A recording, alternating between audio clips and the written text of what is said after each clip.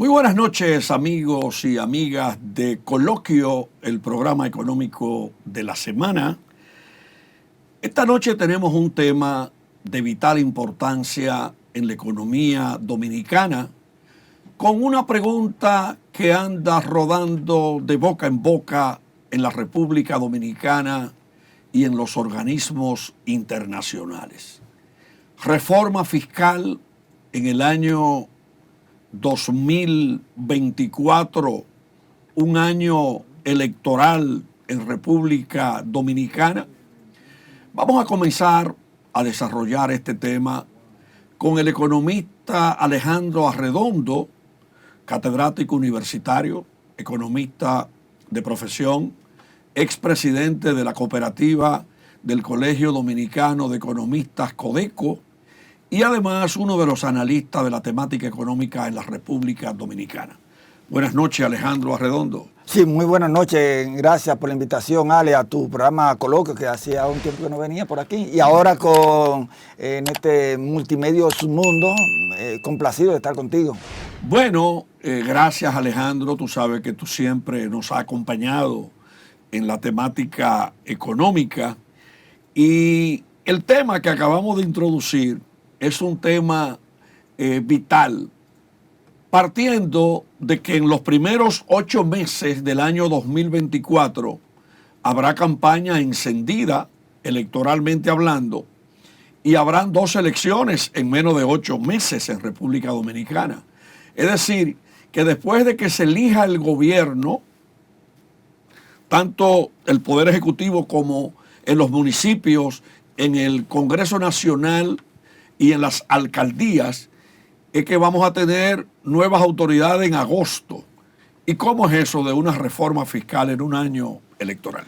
Bueno, el tema de reforma fiscal es un tema que se ha estado hablando desde hace mucho tiempo y está contemplado dentro de los 3 pactos que la ley 1-12 de desarrollo nacional, estrategia de desarrollo nacional, está contemplado. Entonces, los gobiernos han ido posponiendo el momento en los cuales pudimos haber hecho reforma fiscal, que eran los años de crecimiento, o sea, los años de las vacas gordas. No se hizo cuando teníamos ese crecimiento económico bueno, de más de 5% anual, que es el crecimiento potencial de la economía dominicana. No se hizo. Vino la pandemia de COVID-19, ahí duramos unos 2 años, un nuevo gobierno de Luis Abinader, que ahora tiene 3 años. Se intentó en algún momento, pero dado el hecho de que acabamos de salir de una pandemia, no era prudente, pero sí necesario hacerla, pero dadas las condiciones nacionales no se podía hacer una reforma fiscal integral. Recuérdate de aquel documento que salió sin nombre, se pudo rodar como un globo de ensayo. Realmente ¿Y no pasó de ahí? No pasó de ahí, realmente. Y era una reforma fiscal, el proyecto de reforma fiscal era muy fuerte. Entonces, arribamos ahora ya a los 3 años y algo. El próximo año se cumplirán los 4 años del presidente Luis Abinader, las elecciones presidenciales, el próximo año es un año electoral.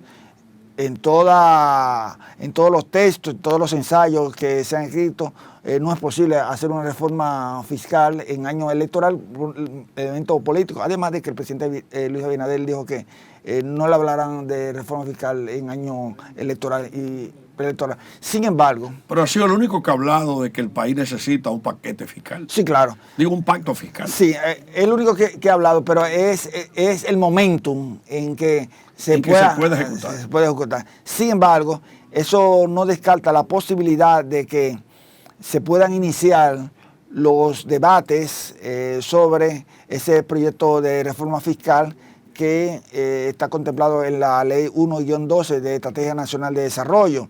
Y cuando hablamos de reforma fiscal, estamos hablando del tema de los ingresos, del tema del gasto y el tema del financiamiento. Entonces se puede iniciar en este año los debates técnicos para ver por dónde se encaminaría una reforma fiscal, de manera que cualquier gobierno que surja de las elecciones del próximo año, quien asuma, tenga el compromiso de implementarla. Sin embargo, se han hecho unas que otras reajustes en el gasto, reducción del gasto, hacer más eficiente algunas partidas del presupuesto de gasto, pero yo lo que entiendo es eso, o sea, comenzar los debates de la reforma fiscal para el próximo año, cualquiera de los gobiernos, de los candidatos que ganen las elecciones, la suman como tal a partir de agosto del próximo año, porque recuérdate que junto con las elecciones presidenciales hay las elecciones congresuales. ¿Y municipales? Sí, pero en el caso de las congresuales, en el Congreso que se tiene que aprobar las leyes. Los nuevos legisladores. Los nuevos legisladores que asuman. Pero mira una cosa, históricamente, aquí como que también hemos ido perdiendo la cabeza con el tema fiscal. Aquí nada más se habla de pacto fiscal, no se habla de un pacto para hacer una reingeniería del gasto público que pudiera inclusive evitar una reforma fiscal, un paquete fiscal. Bueno, se ha hablado y hay proyectos de organismos multilaterales, en el caso del Banco Interamericano de Desarrollo, de eficientización del gasto, aumento de los ingresos, pero hasta donde puede el gobierno hacerlo, son eficientización de forma administrativa.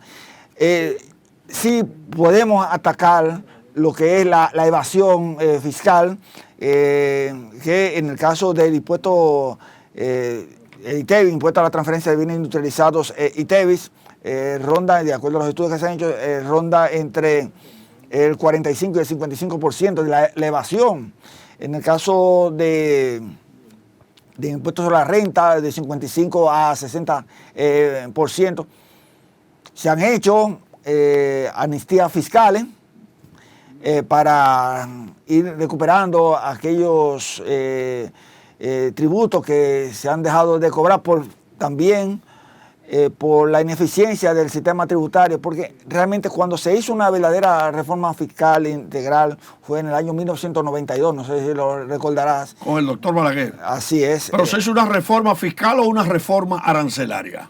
Primero se hizo una reforma arancelaria. Recuérdate que en nuestro arancel, o sea, el impuesto que se cobra a los bienes que se exportan, a los bienes que se importan, en ese momento habían impuestos que gravaban a los bienes que se exportaban. Entonces se desmontó todo un esquema de cobro de aranceles que llegaban hasta un 100% y se establecieron de manera administrativa, se establecieron 4 niveles de aranceles, 25, 20, 15, 10 y 5 y 0%, esos fueron 5 niveles, fueron de manera administrativa que lo estableció.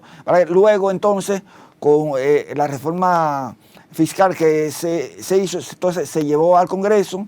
Recuerda que el Congreso estaba dominado por el Partido de la Liberación Dominicana. Se pudo lograr que se pudiera pasar esa reforma que se quedó establecida en la ley, en el Código Tributario, y eso fue con la ayuda del Programa de Naciones Unidas para el Desarrollo. Entonces, a partir de ahí, luego, años después, se comenzaron a ver los frutos de esa reforma, comenzaban a tener crecimiento de un 7%, de un 8%, y en fin, no bajaba el crecimiento económico de un 5%. Pero entonces se comenzaron a tomar decisiones de incentivos, de exenciones fiscales. De gasto tributario que incluso para el presupuesto de 2024 en el proyecto habla de un incremento a un 4.7%. Que es más que lo que se le asigna a la educación. O sea que yo creo que esas exenciones fiscales, si bien es cierto, hay que redireccionarla, pero otras que hay que eliminarla. Pero también el gobierno tiene que cumplir la palabra. Siendo Danilo Medina presidente de la República, cuando se aumentó en el 12 el ITEVI, se le dijo al país que durante un tiempo se iba a volver al 16% en determinados productos con el cobro del ITEVI. No ocurrió así. Pero también con el impuesto a los cheques se dijo que era un impuesto temporal y así han pasado muchas cosas y se han dado pasos inclusive que no son elementos recomendables en la economía, como es, por ejemplo, gravar con un 10% el beneficio que reciba un depositante por una utilidad de un producto financiero. Sí, entonces, y está también el anticipo que se ha prometido también. Eliminado, que fue una medida temporal. Que fue en el 2004 para cubrir en cierta forma el hoyo que dejó Baninte y se ha dejado de manera continua. Sin embargo, se siguen aprobando leyes con exenciones fiscales. Para sectores inclusive de poder económico que uno piensa que no tienen esos problemas para recibir esas exenciones. Y además, Alejandro, aquí hay que evaluar ya el impacto, si se cumplió el ciclo con las exenciones para revisar el Estado y tener un dominio totalmente diferente. Así es, sí. Sí, las nuevas leyes, hace unas 2 semanas, se aprobó la ley de aviación civil. Y de yates. Bueno, la de yates está en conocimiento. No, eso se aprobó. ¿Se aprobó? Yo creo que sí. Yo creo que sí. Bueno, si se aprobó, seguimos aprobando leyes de exenciones fiscales y eso entonces erosiona los ingresos del Estado. Un Estado que está sometido a presiones de sus cuentas fiscales, porque tiene que otorgar subsidios a los combustibles, a los alimentos, a los fertilizantes. En el presupuesto del año que viene hay subsidios establecidos por 100.000 millones de pesos. Sí. Porque los subsidios se han convertido en el nuevo rompecabezas del presupuesto nacional. Ya no es solamente con los combustibles, aquí se ha hablado de subsidios para los fertilizantes, subsidios para diferentes actividades económicas. Y el último es el uso de millones de pesos por el caso generado por la crisis haitiana con el tema del comercio afectado. Sí, así es. Entonces, esos subsidios, si bien es cierto, en el caso de los fertilizantes se ha producido por los aumentos en el precio internacional de la urea, que es el fertilizante que se utiliza para la agricultura.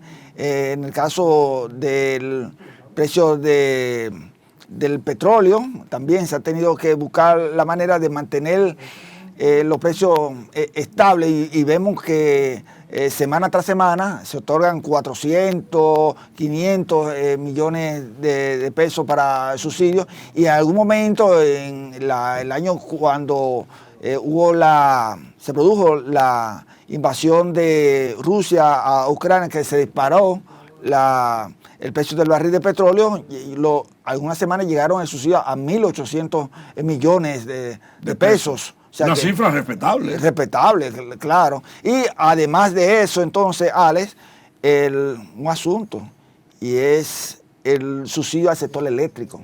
Ese es un hoyo. Que se ha convertido un fuerte dolor de cabeza para el gobierno, porque entonces las empresas, estamos generando suficiente energía.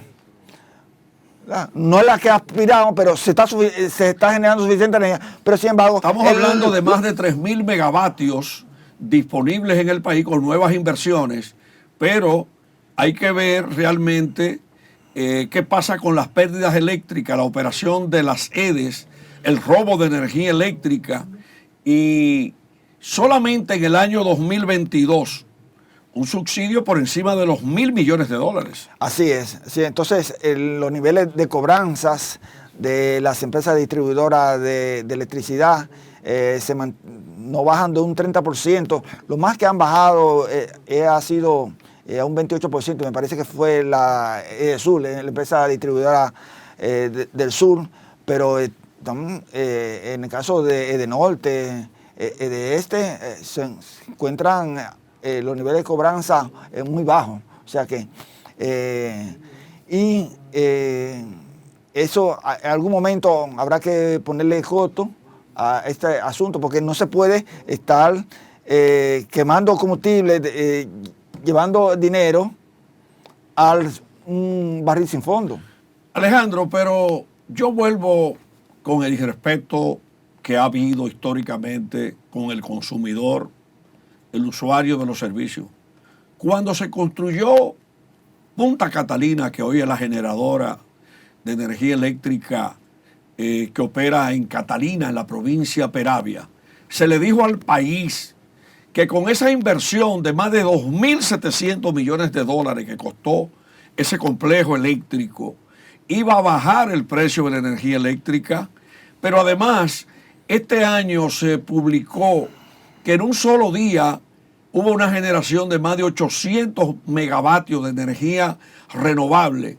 Y aquí, en vez de bajar la factura eléctrica, lo que hace es, a pesar de que el pueblo paga ese subsidio que iba en 49.000 millones de pesos en lo que va de este año, entonces lo que hacen es que le duplican la factura eléctrica al pueblo. Entonces, ¿en qué que estamos en este país? Bueno, vamos por parte, Alex.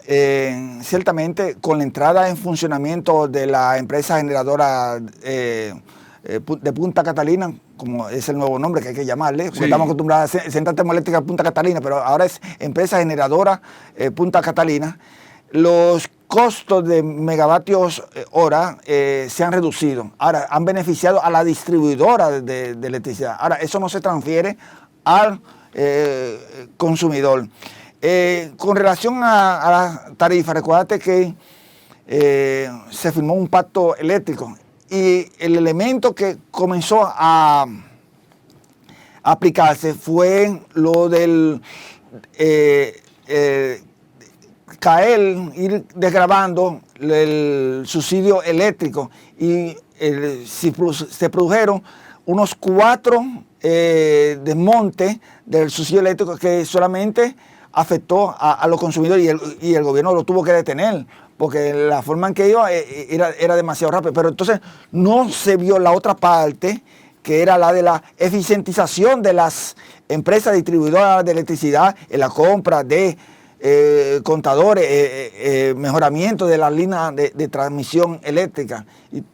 Realmente es una situación en donde ese subsidio eléctrico tiene que, de alguna forma, entonces, reducirse, porque ya este año vamos a terminar en cuánto, en 1.900 millones.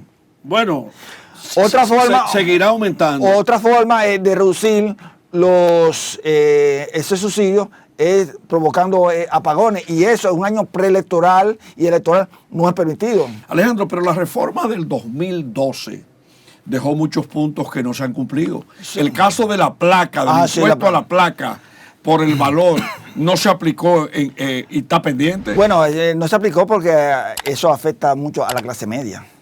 O sea, estamos hablando del 1% sobre el valor del vehículo. Imagínate, tú vas a pagar lo mínimo 10.000 pesos por una placa. Ahora se está pagando, se dejó igual 1.500 y por el año. Por el año. Entonces, eso quedó pendiente de aplicar.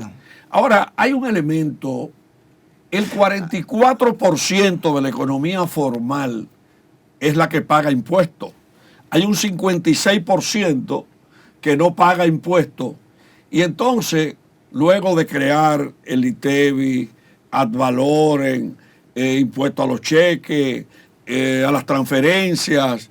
Se ha creado el régimen simplificado de tributación para aquellos profesionales de carreras liberales. Se ha creado ahora mismo lo de la factura electrónica para combatir la evasión, para el Estado pueda... Pero regularmente con negocios formales. Sí, con negocios formales. Entonces, es que hay un sector que no paga un centavo de impuestos. Sí, el sector informal, y más después de la pandemia, el sector informal ha aumentado. Lo hemos visto en las estadísticas de la que hace la encuesta nacional de fuerza de trabajo, que hace el Banco Central, que el empleo informal ha aumentado. Y ahí es un tanto difícil cobrar los impuestos. Sí. Pero también hay empresas que tienen siempre los mecanismos para evadir y eludir los impuestos. Sí. ¿Tú crees con esa fiscalización tan estricta que tiene la DGI? La fiscalización... Y además trabajando en conjunto con la Dirección General de Aduanas. Sí, siempre va a haber. Y en contacto con las estadísticas del Consejo de la Seguridad Social. Siempre se produce esa evasión a las grandes empresas. Siempre hay unos mecanismos, hay unos hoyos que se pueden producir en eso. ¿Tú estás seguro, Alejandro, de eso? Sí, sí, claro. ¿Y por qué entonces no se enfrenta a ese tipo de situaciones? Bueno, porque tienen su capacidad de lobby a nivel de los gobiernos. ¿Tú crees que todavía aquí funciona el lobby político? Sí, sí, aunque no está formalizado porque no hay una ley de lobby, que sería bueno propiciar una ley de lobby. Pero el presidente Abinader dice que eso no tiene espacio en su gestión. Bueno, una cosa es lo que se dice, otra es los hechos. Yo creo que sí, la Dirección General de Impuestos Internos ha hecho mucho esfuerzo y sigue haciendo esfuerzo por fiscalizar las empresas, pero es lo que decías antes, siempre a las formales, no a las informales. Vemos el hecho, tú vas a un restaurante, vas a una tienda, no, págame en efectivo. ¿Qué significa que te pague en efectivo cuando puedes pagar con tarjeta? ¿Tú crees que una huelga económica en efectivo es el principal enemigo que tiene la finanza pública? No, es un elemento. Un elemento. Sí, es un elemento. Y el día que, por ejemplo, en este país, la clase media, los pobres, se inventen un paro sin encender gomas, pero haciendo todas las operaciones en efectivo, ¿qué pasaría? Bueno, sería impredecible lo que pasaría. Sería impredecible lo que pasaría. Porque realmente los pueblos tienen hoy más mecanismos de protesta, sin la violencia, sin la quema de neumáticos. Están las redes sociales. Las redes sociales es precisamente uno de los mecanismos. Sí. Mira, ¿qué impacto tú ves, Alejandro, en el escenario de tantas guerras, conflictos internacionales, en la economía dominicana? ¿Y cómo pudiera eso afectar los ingresos fiscales del gobierno? Bueno, sabemos que lo primero que se afecta es el aumento del barril de petróleo. Pero si suben los precios de los combustibles, si aumentan las ventas, el gobierno recauda más, pero si se caen, entonces se caen los ingresos del gobierno. Así es, así es. Entonces, el precio del barril de petróleo, por mantener el precio de los combustibles a nivel interno, el gobierno tiene que erogar más dinero para mantener los precios de los combustibles, aunque aquí la mayor parte de los combustibles se trae importado. La refinería dominicana solamente procesa alrededor de un 30%, 31% del crudo, pero la mayor parte se trae, es producto ya terminado. ¿Tú crees que habría que cambiarle el nombre a la refinería dominicana de petróleo por el de refinadora e importadora de combustibles? No, lo que creo es que hay un tema ahí pendiente, que es las inversiones que hay que hacer en la refinería dominicana de petróleo, porque en pasado, cuando se compraron las acciones de PDVSA, se asumió el compromiso de que se iba a hacer inversiones. Eso no se hizo. Yo creo que la refinería debe de ampliarse, y ya no es la misma refinería, el consumo de combustible en el país no es la misma cantidad que se consumía en 1972 cuando se creó la Refidonza, hacer grandes inversiones. Pero después crearon en Puerto Viejo, Asua, una terminal con el apoyo de los japoneses para el GLP. Y históricamente aquí se ha estado hablando desde posterior a la muerte de Trujillo de instalar otras refinerías. Sí, en el caso de Puerto Viejo, eso ha evitado que se produzca escasez de gas licuado de petróleo. Recuerda que era un tema constante siempre, escasez de cierto momento de gas propano, y con esa terminal de Puerto Viejo, Pueblo Viejo, se pudo entonces solucionar ese problema de escasez que se producía coyunturalmente. ¿Cuánto le genera al fisco en promedio? Vamos a suponer un año, los impuestos a los combustibles. Mira, ese dato no lo tengo aún, ¿verdad? Pero de ahí que se paga el endeudamiento de la público. Se paga los intereses. Sí, sí. Mira, y tú favoreces una refinería ya en Manzanillo para abaratar costos de transporte de los combustibles en las 14 provincias del Cibao.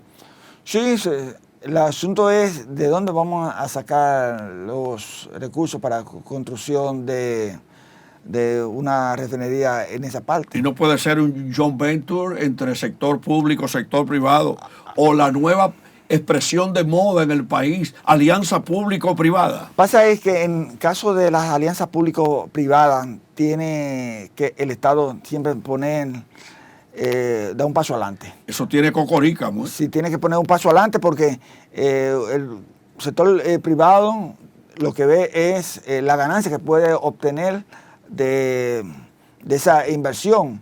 Y siempre va a ser un tema la alianza público-privada en caso no solamente de la refinería, en caso de carreteras que tiene que hacer el gobierno para viabilizar, hacerla más transitable, rutas hacia el interior del país que se ha pretendido hacerla con alianza público-privada.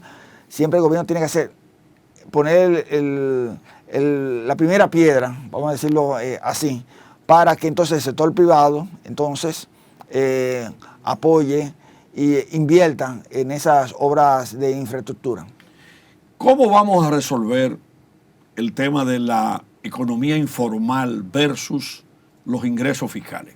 Mira, hay varias formas. Una de ellas se me ocurre, que ponerle una tasa fija a todos los vendedores informales.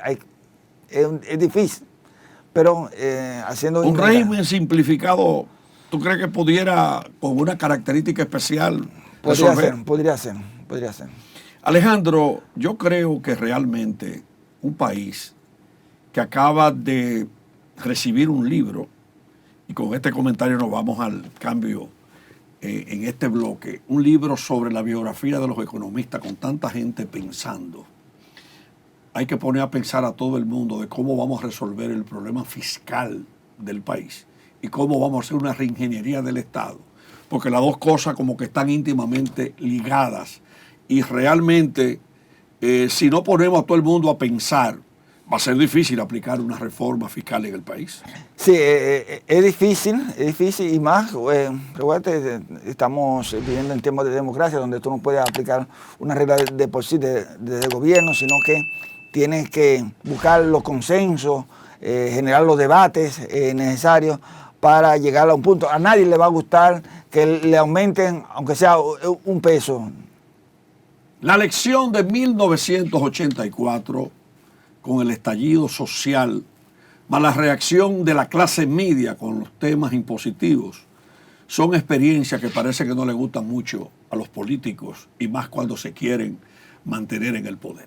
Alejandro, yo sostuve una conversación privada con mi gran amigo Juan Hernández, ido a destiempo, el muy eficiente director general de Impuestos Internos. Y yo le hice la pregunta de que cómo íbamos a resolver el tema de la informalidad. Y con una taza de café en las manos, me llegó a decir que la sal saldría más cara que el chivo. Sí. Porque la economía informal es un tema muy complejo, porque puede ser que una gente viva de vender 100 naranjas al día, pero hay otros que son más chiquitos, más pequeños, no tienen el volumen y caerle detrás sale más costoso. Claro. La educación tributaria jugaría un rol importante, pero habría que buscar una serie de fases para cada uno de los sectores, motivado en un estudio de la actividad económica en general, porque aquí cada esquina tiene una característica diferente. Tú vas, por ejemplo, a la 27 de febrero con Isabel Aguiar y tú vas a encontrar gente vendiendo hasta matas que traen de Neiva, pero cada actividad económica es bastante diferente. Y una gente a veces lo que vende le da sencillamente para el plato del día. Claro, claro. No, y no solamente eso, también aquellos negocios que son de extranjeros, que de alguna manera buscan la forma de evadir. ¿Cómo tú controlas eso? O sea, los negocios chinos, por ejemplo, sí, a eso me le hacen competencia desleal a los dominicanos. Y el caso de las MIPYMES, que se ha estado trabajando mucho con la formalización de las MIPYMES, pero imagínate una MIPYME que tenga que pagar un contador, un asesor para que le lleve la declaración de impuestos sobre la renta. Hay un tema también de la simplificación de los trámites de declaraciones, que son muy complicados, que puede hacerse más ágil. Desestimulan a las MIPYMES. Claro, porque eso lo que hacen es que, bueno, si voy a llenar un formulario que tiene no sé cuántas preguntas, mejor yo me salgo de la formalidad y me voy a la informalidad. Eso influye. Aquí se han impartido cientos de jornadas educativas a MIPYMES con la participación de contadores públicos autorizados, de representantes de bancos, de representantes de las agencias tributarias del Estado, y no impactan, no se reflejan en la formalización de las empresas, porque formalizar una empresa no es tan sencillo. No, hay que ir a la Cámara de Comercio, hay que pagar un abogado, sí. Luego el contador público autorizado que tú mencionas, tener niveles de ventas, realmente mantener una MIPYME en República Dominicana, además con el pago del anticipo, sí. Es una proeza. Sí, realmente es un desafío mantenerla bien y más cuando muchas de las empresas MIPYMES, cuando vienen estas situaciones de crisis, por ejemplo con la del COVID, muchas de ellas desaparecieron, y volverlas a restaurarlas no ha sido fácil. Mira, yo hablé con otro amigo, director de entonces de Impuestos Internos, mi gran amigo Guarocuya Félix, que espero que pronto venga por aquí por coloquio. Y yo le decía que, por ejemplo, que por qué negocios como los pequeños restaurantes o restaurantes grandes y medianos cierran tan rápido en muchas ocasiones, que son negocios, o sea, como que no tienen una larga vida, con excepción de los que tienen muchos años, pero da trabajo mantener un negocio abierto en este país, donde, por ejemplo, la inflación vaya provocando que ese dueño de negocio tenga que buscar más dinero, pero además esperando clientes que asuman los nuevos precios que genera la inflación de los platos que vende. Sí, no, y también los costos operativos, y ahí incluye energía eléctrica. Correcto, la energía eléctrica, más otros costos personal, el caso de los pasivos laborales de los empleados que tienen ahí, que lo tienen que liquidar, o que tienen que pagar la seguridad social. El precio del gas propano, que incide mucho en el costo. Sí. Es difícil realmente, yo creo que con este tema fiscal, los partidos políticos que participan de manera legal, reconocidos por la Junta, deberían fijar posición sobre ese tema.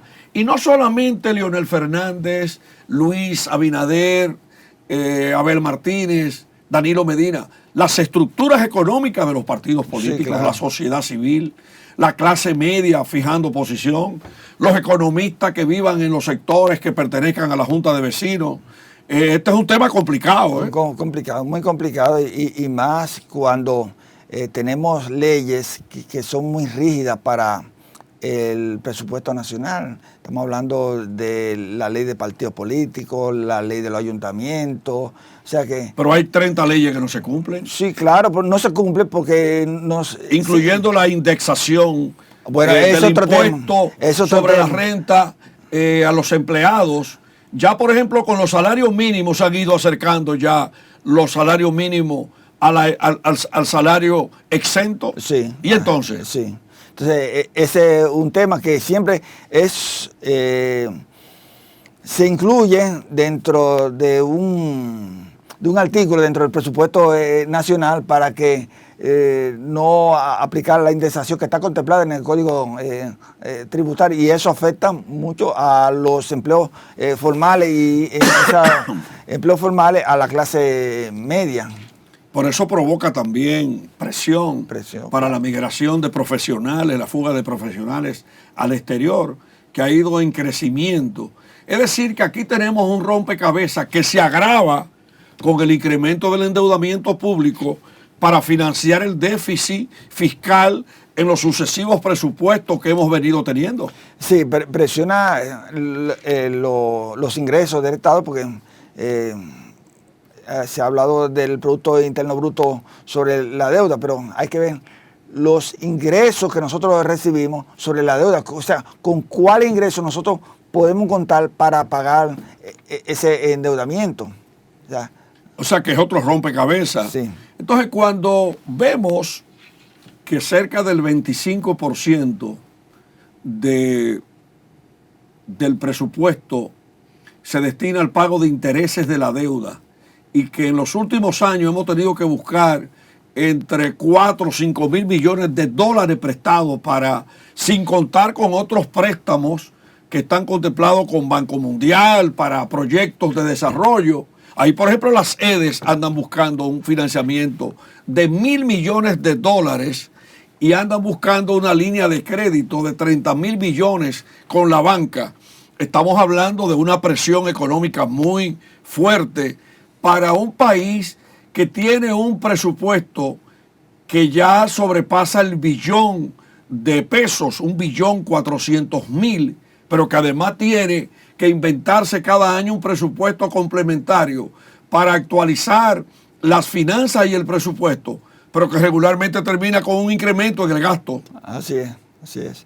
Sí, realmente una situación tanto difícil de manejar las finanzas públicas, porque se busca dinero prestado para pagar deudas viejas, pero también se necesitan los préstamos para llevar a cabo los proyectos de desarrollo que necesita el país. Los préstamos no son buenos ni son malos, depende de cómo tú lo utilices. Bueno, pero para gasto corriente y para cubrir presupuestos que no tienen esa reproducción de la inversión de moneda fuerte convertida a pesos, después cuando tú tienes que pagar, tú no tienes de allá para acá una utilidad generada por ese préstamo. Sí, y más cuando los préstamos que se han estado colocando ha sido a través de bonos, porque en el caso de los préstamos que se conceden, se consiguen a través de los organismos multilaterales son con condiciones un tanto blandas, no así con los bonos que se colocan en el mercado internacional, que de acuerdo a las fluctuaciones que se dan en la economía, de las tasas, aumenta. Y fíjate, las tasas de interés han estado muy elevadas y no hay perspectiva por el momento de que la tasa de interés de la Reserva Federal tienda a bajar ahora con esta crisis que hay a nivel mundial, estos conflictos que se han dado tanto en Medio Oriente como también en Rusia, en Ucrania, Rusia, de manera que y que ha provocado también la inflación. La tasa de interés se utiliza como un instrumento para contener la inflación. Bien, vamos a concluir este segmento, haciendo la reflexión de que también cuando aquí se abusa mucho de los bonos, endeudando el país, eso termina también presionando el mercado de divisas, porque sí, hay que buscar más dólares cada vez que aumentan que aumenta el volumen del servicio de la deuda. La economía no es más que una cadena de factores y realmente pues tenemos que tener mucha prudencia dirigiendo la economía de un país que tiene tantos elementos, hoyos eléctricos, el tipo de cambio, el endeudamiento público, los bonos. Y por eso un organismo internacional, recuerdo, hablaba de que había que endeudarse mejor en pesos en muchas situaciones que en dólares. Sí.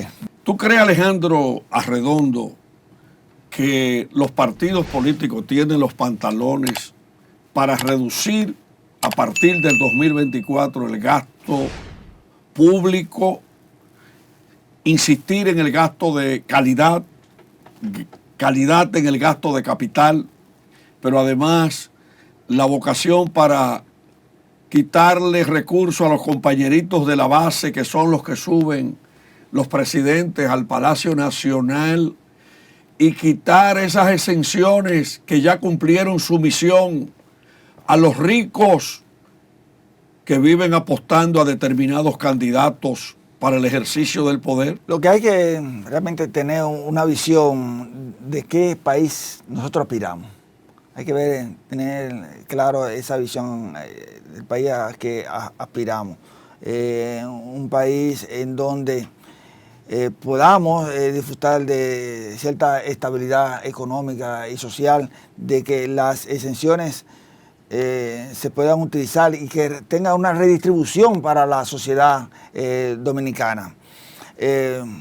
Generar empleos. ¿Por qué se produce tanto empleo en el sector público? Y es el que más ha crecido en los últimos años. Porque el sector privado no genera las cantidades de empleos suficientes. Porque no se propician las condiciones. Y eso se ha avanzado bastante. Pero ¿cómo que el sector privado no genera los empleos cuando el sector privado es líder en el registro de la seguridad social con los empleos? Sí, pero me refiero a que el sector público, la cantidad de empleos sigue aumentando, no así con el sector privado. Pero entonces, ¿cómo si los empleos del sector público aumentan, entonces hay un deterioro en los servicios públicos? Sí, tiene que ver con el crecimiento de la economía. A medida que la economía crece, se puede generar más crecimiento de los empleos en el sector privado. Además, el gobierno vive de la actividad privada en un 97%.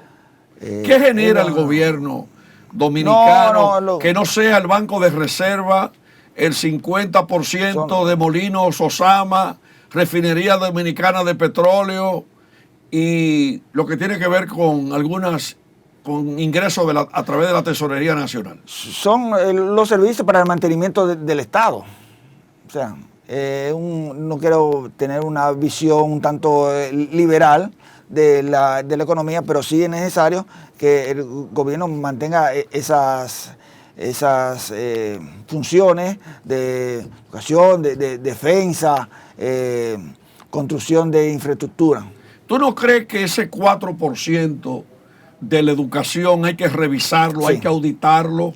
Porque ya vamos en 297,000 millones de pesos proyectados para el año 2024 y no vemos el desarrollo en la educación dominicana. Qué bueno que toca ese punto, Alex, porque yo creo eso. Yo creo que ese 4% sobre el Producto Interno hay como un festival de populismo en este país, mi querido hermano. Debe de revisarse, porque cuando comparamos esa inversión que se ha hecho, ese gasto en educación que se ha hecho, y lo comparamos con las pruebas internacionales de educación, por decirte algo, el PISA y las demás otras pruebas, no se corresponde una cosa con la otra. O sea, se entendía que un aumento en la educación iba a llevar a un aumento en la calidad de la educación dominicana, y eso no ha sido así. Bueno, el elemento es tal que los maestros de los colegios están marchando para el sector público por los altos salarios o salarios más competitivos, más atractivos en las escuelas públicas, pero entonces al pueblo le cobran en los colegios altas sumas de dinero y habría también que evaluar la calidad de los colegios. conjuntamente con la calidad educativa de la educación pública. De los profesores. De los profesores. De los profesores. Mira, yo te voy a hacer un planteamiento aquí. Yo creo que aquí tal vez la Asociación Dominicana de Profesores me cortará la cabeza si cuando yo salga de acá. Pero mira, yo creo que nosotros debemos de propiciar traer profesores de fuera. De matemáticas. Sí, de matemática, de ciencias duras, de química, de física. Pero además el pueblo dominicano no está pagando impuestos para cubrir esos 297 mil millones para que a cada rato aquí haya un relajo de estar parando las clases en las escuelas. No, es otro asunto. O sea, el que no trabaje, que no cobre. Claro. Digo, pienso yo. No, yo estoy de acuerdo contigo. Estoy de acuerdo contigo. De que el profesor que no trabaja, bueno, no cobra. Y el profesor que no se prepara, bueno, lo mandan para pensión. ¿Tú quieres que te diga una experiencia que yo viví en la Universidad Autónoma de Santo Domingo? Cuando yo estudiaba en la UAS, yo veía al bedel en la entrada de la facultad, donde iban los catedráticos más grandes de la República a firmar su entrada y su salida de la docencia. Y aquí hay que poner el orden en las escuelas, sí. Porque con dinero del pueblo dominicano que se paga la educación, la salud y todos los servicios públicos. No, y se sacrifican otras áreas que deben tener atención. ¿Cuánto es el presupuesto para la salud? Ronda un 2% del presupuesto nacional. Entonces, y a la salud hay que atenderla, porque si no tenemos ciudadanos sanos, no son productivos. Yo, con el aprecio que le tengo a los maestros que cumplen con su deber y no con la misma visión con quienes no cumplen, yo me preocupo, y lo quiero decir aquí, cada vez que yo veo un dirigente sindical creyendo que tiene más poder que la autoridad pública en la educación, y eso no debe ser, Alejandro. No, claro, y se firman pactos. ¿Se firmó el pacto educativo? Se vienen pactos y firman pactos y pactos vienen y pactos van de educación y no se mejora la educación. Y entonces, ¿en qué estamos? Mira, ese dinero que destina el fisco con los impuestos para la educación, yo quiero plantear esta noche aquí que se audite el 4% completo en la educación dominicana. Y que si hay irregularidades que motiven un expediente para la justicia, que se lleve a la justicia, porque en este país tenemos que poner el orden en todo, no solamente con el caos del tránsito, con los abusos policiales, con la pésima redistribución de la riqueza. Hay que poner el orden con el uso de ese dinero para que el pueblo dominicano sepa en qué se ha invertido cada centavo y si se ha hecho correctamente. Así es, así, y vemos escándalos, la parte de los uniformes, la parte de los libros. Entonces, esto no puede ser así. ¿Tú sabes qué otra cosa quiero yo que auditen? El mínimo peso tomado prestado en los préstamos internacionales de una deuda que ya se habla de 70% de PIB en este país. Que se audite. Y que se audite además, todo el dinero de las obras, y aquí se vive comprando materiales de calidad, porque aquí se producen muchísimos incendios en el país, porque utilizan alambre de mala calidad, pero sin embargo le entregan dinero para comprar cosas de calidad. Si tienen varilla las construcciones, si tienen concreto, si se ha hecho bien, ¿por qué una obra filtra a los 6 meses de inaugurada? Sí, es un problema realmente de fiscalización, de auditoría de las obras cuando se están construyendo. Y cuando hay un país en donde nos cruzan unas 3 fallas tectónicas que en un momento pueden colapsar esas escuelas, esa infraestructura que tenemos, y eso es un peligro para la salud y un dinero que se puede perder cuando se construye una obra y por cualquier temblor de tierra se agrietan esas infraestructuras. Mira, quería preguntarte, ¿la inflación le conviene al gobierno en materia de impuestos? Sí, porque siempre y cuando que aumente la demanda, pero entonces no le conviene al pueblo. ¿La inflación? No, porque la inflación viene siendo el impuesto más perjudicial Y el impuesto que se para aplica en el la mismo población. momento. Para la población es un impuesto regresivo, es el impuesto más caro que puede pagar una población. Por eso es que vemos bien de que la inflación se mantenga dentro de un rango aceptable.